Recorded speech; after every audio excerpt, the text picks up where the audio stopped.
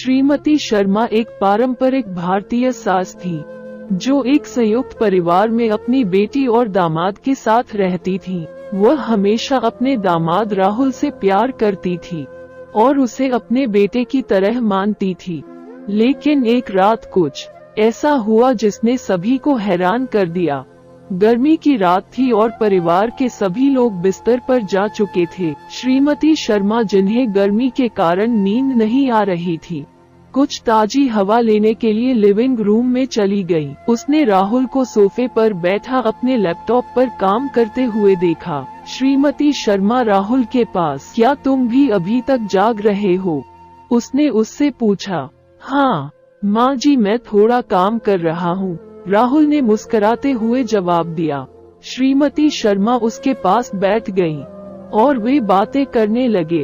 उन्होंने विभिन्न विषयों पर बात की, काम से लेकर परिवार तक, नवीनतम समाचारों तक। जैसे जैसे रात बढ़ती गई, उनकी बातचीत और अधिक व्यक्तिगत होती गई। राहुल ने श्रीमती शर्मा को अपने बचपन और अपने सपनों के बारे में बताया। उन्होंने अपने डर और असुरक्षा को साझा किया, कुछ ऐसा जो उन्होंने पहले कभी नहीं किया था।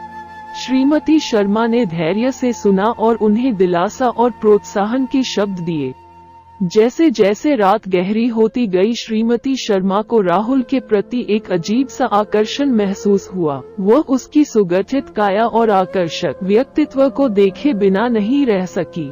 उसने भावनाओं का एक उछाल महसूस करना शुरू कर दिया, जो उसने पहले कभी महसूस नहीं किया था। अचानक वह राहुल की ओर झुकी और उसके गाल पर किस कर लिया। राहुल उसके अचानक कदम से अचंभित हो गया और उसने दूर जाने की कोशिश की, लेकिन श्रीमती शर्मा ने उसे कसकर पकड़ लिया। उसने उसे फिर से चूमा, इस बार होठों पर।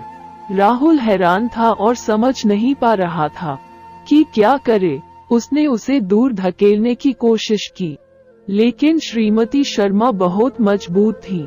वह उसे जोश से चूमती रही, इस तथ्य से बेखबर कि वे शादी से संबंधित थे।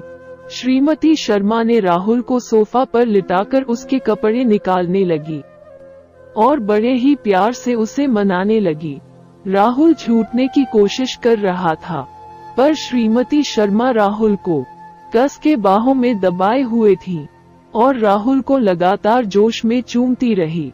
अब राहुल को डर लगने लगा, तभी वह शोर मचाने लगा।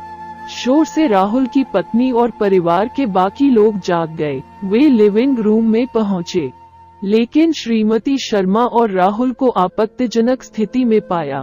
उन्होंने जो देखा उससे वे चौंक गए और निराश हो गए।